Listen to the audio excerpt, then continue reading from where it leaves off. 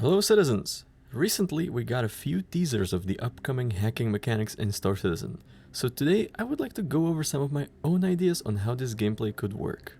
Before we begin, as always, if you liked the video, sacrifice a like to the YouTube algorithm and subscribe for more.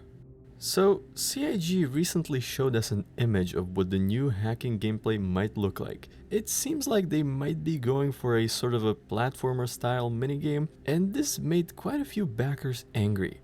Now, while I think all gameplay should be accessible to everyone, I also agree that what CIG showed us might not be the best end solution. So here are a few of my own ideas. If you have any of your own, feel free to contribute them in the comments. So right now we're at hacking tier 0. To access secure systems, we use crypto keys, which are basically just tools that system admins in the verse are using to get into commercial grade systems. I don't expect these to go away, because they might still be relevant. For example, if you steal a sealed container from a trade ship, you might be able to unlock it using a crypto key instead of cutting it open and potentially damaging the contents. The logical next step from here would be accessing military grade or simply higher grade security systems, perhaps to disable turrets or shields or overload a reactor. Now, in real life, hacking is as much about scouting your target and social engineering as it is about coding.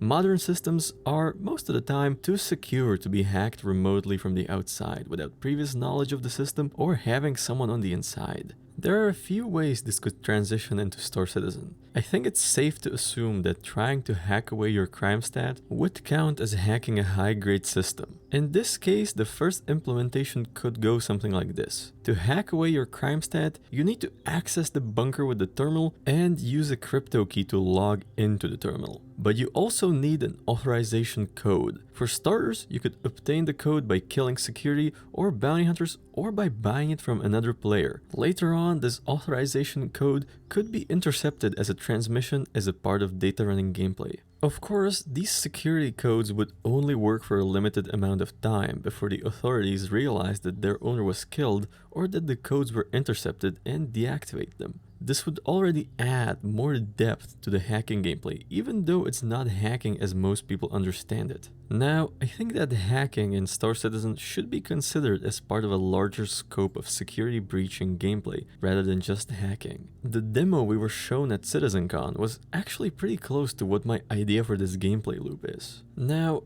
for the final implementation of the gameplay loop, we will need to have some sort of an actual hacking in place. Though I don't think writing code is exactly the best way to represent this. But I understand it's difficult to design this gameplay loop to be realistic without it. Also, we need to understand that hacking itself is just a tiny fraction of all gameplay, so it might not be that important to make it as realistic as possible. Though it still needs to require a certain amount of skill, this skill should be possible to acquire without being a hacker or a programmer in real life. So my idea is something like this. Before you start hacking, you load up several hacking programs into your Mobby Glass. These can be bought from NPCs or acquired from missions. Each program has a different effect. Now, the actual hacking interface could look like a system map or maybe just a square grid. Your goal would be to reach the end of the grid using different programs to move and overcome different defenses of the system. So this might sound very similar to what CIG presented, but I think it would require having more knowledge of the different systems and the different programs and the need to acquire the hacking programs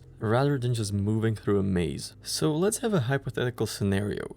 Your org wants to take over a mining facility, but the facility is too well defended for a direct assault, so you decide to send an operative to disable the facility's defenses before the main assault. First, you will scout the facility from a distance to get an idea of which building houses what facilities, the patrol schedule of the guards, and other information you can gather by observing. You realize that the best course of action might be to disguise yourself as one of the workers and disable the outpost power generator. Now, you can do that by bribing or blackmailing one of the existing workers into giving you the worker uniform, or you can sneak into the outpost on a ship coming to pick up cargo and steal the uniform from a worker's locker using a crypto key to open it. Once you have the uniform, you sneak into the power plant control room and start hacking the control console while no one is looking. Once you successfully hack the console and disable the power generator, your friends can begin their attack. Now, if at any point during this you fail or get discovered, you're almost certain to be killed or arrested. On the other hand, if you succeed, it will save your org a lot of assets that might get destroyed in the main attack. Security breaching should be a high risk, high skill,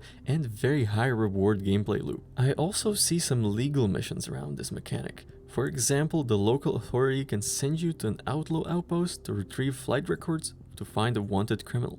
Either way, there is a lot more development to be done, but I think if CIG stick to looking at hacking as a part of a larger scope of gameplay, it will lead to a more satisfying result. With that being said, that's all for tonight. If you have any other mission ideas, drop them in the comments. If you liked the video, leave a like and subscribe for more. Fly safe, hack some consoles, and I will see you in the verse.